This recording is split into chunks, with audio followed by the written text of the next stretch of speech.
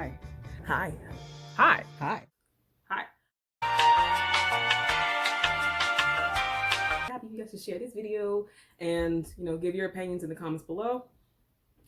All right, let's get into this. So we're doing another Am I the A-hole today. Now this one comes from a Reddit user who's asking, am I the a-hole for ruining my mother-in-law's clothes and telling her that it's her fault? Now, I'm not married, right? But dear future husband, keep your mother in check because I'm not the one, right? I'm actually I might be the one. Now that I think about it, I'm a pacifist, but not by choice, just because I have social anxiety. Now in this situation, she's basically saying that this Reddit user is saying she has a fear of blood. She's always had the fear of blood because she was in an accident from her childhood, and she gets nauseous every time she sees it. She gets dizzy, she throws up. Pretty simple. And also unfortunate. I'm so sorry. Getting shots at the doctor or getting blood examinations must suck. Right, that must be. Oh, also, cameraman Trinity is here. I've returned from the shadow realm. Now, yeah, I am so sorry that is something you're going through. Now, she claims her mother-in-law has quirks, and she, kind of just lets her get away with saying whatever she wants, and just, she just kind of deals with it. Now, the mother-in-law has consistently made comments about her faking this issue, faking this fear, faking this illness. Now, number one, how? You know how much of an act that is? For you to be like, oh, every time I see blood, I get sick. Number one, she's a woman. I know it's being like dramatic and I'm just assuming, but you're like that time of the month must be fucking awful for you. On top of that, why would she fake that? Why would she fake that for? But anyway, let's move on. She basically goes over to her family's house for Thanksgiving, I assume, some family thing, and the mother-in-law is chopping up onions. She cuts her finger, and in a snappy voice, pause. She's chopping up onions, she cuts her finger, and naturally our Reddit user turns around. She's like, if I can just avoid it, get her a Band-Aid, I'll be fine. And the mother-in-law starts snapping at her and saying, oh, I knew you were faking it. I thought you didn't like blood, XYZ. And she proceeds to wiggle her finger in her face. And of course, naturally, she threw up. Our Reddit user threw up all over her mother-in-law. And of course, the mother-in-law is like, oh, like you should, she screams at her and says, I ruined her clothes. And she said I should get out of her house. My husband drove me home because I was in no condition to drive. Now it looks like the mother-in-law told a story to my other relatives to make me look bad, and other people take her side and are blowing up my phone saying I should apologize and buy her new clothes. Bitch, you don't know what shout is? You don't got detergent? Oxiclean laundry stain remover. It gets the tough stains out. Wash your fucking clothes.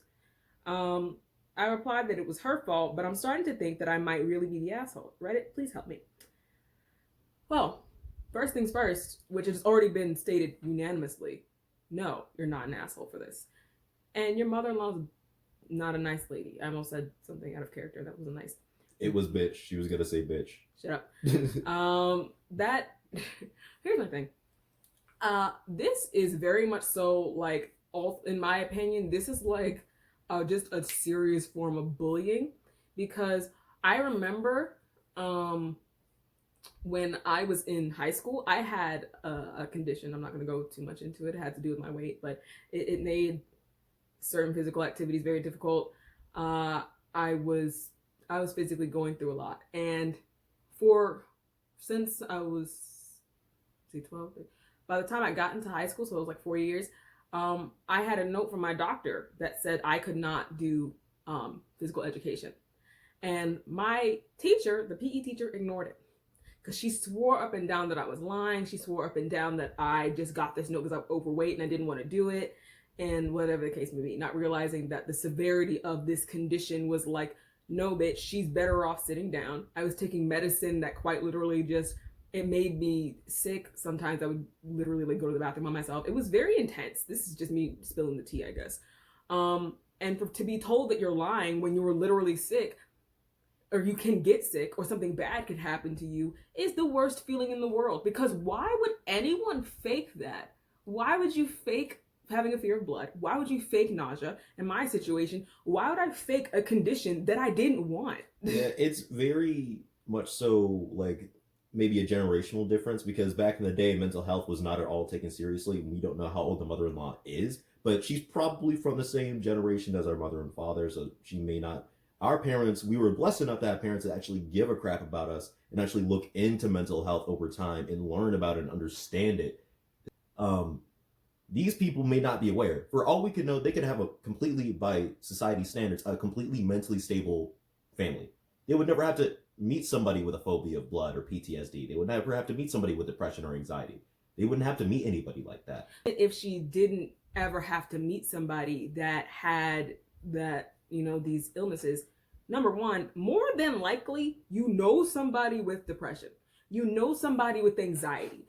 Somebody with PTSD. Even if it's mild forms, somebody that has been through something. You yourself more than likely suffer from these things and choose to possibly ignore them or deal with them in a different way. So just because somebody has a phobia and somebody has an issue where they're like, I physically can't handle this, or I'm not okay right now, or I don't really, my body doesn't know what to do with XYZ, that's fine.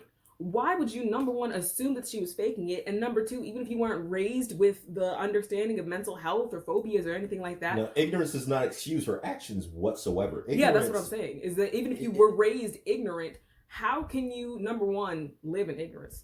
And number two, ignore, this is the biggest part of ignorance, ignore the people around you. There is no possible way on this God-given planet, on this God-given earth, you've never met somebody with the phobia, you've never met somebody with depression, you've never met somebody with bipolar disorder, you've never met somebody with anxiety.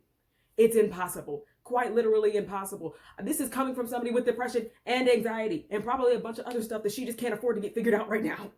So I'm like, how? I just want to understand. I really want to understand. My doctor diagnosed me with being obnoxious. I'm obnoxious. I'm obnoxious. So sad in Finding Nemo. The doctor said I was obnoxious. I'm obnoxious. Clinically obnoxious.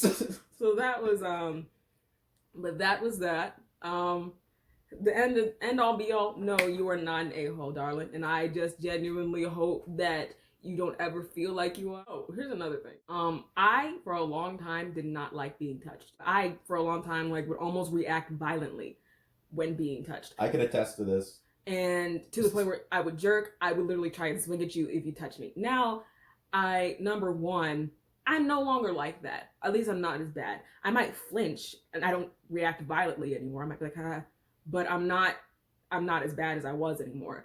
Now, phobias and dealing with issues like that, whether it be physical or something you see, yes, they're hard to deal with.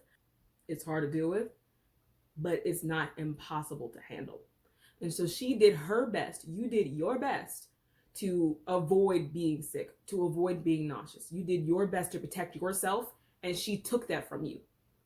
And healing comes with time, and I'm not a person that's like, oh, I'm not a psychologist. I'm a fucking music major, okay?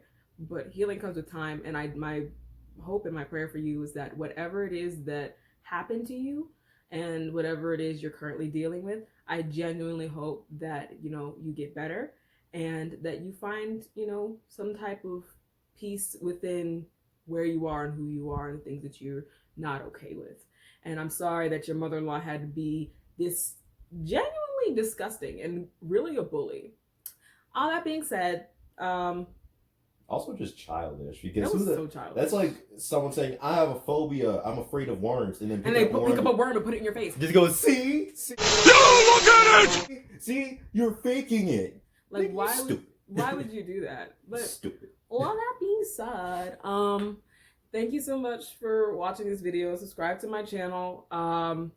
Drop, your thoughts, your feelings down in the comments below. Let's build this community up. Share this video. Do what you gotta do. Yeah, bye.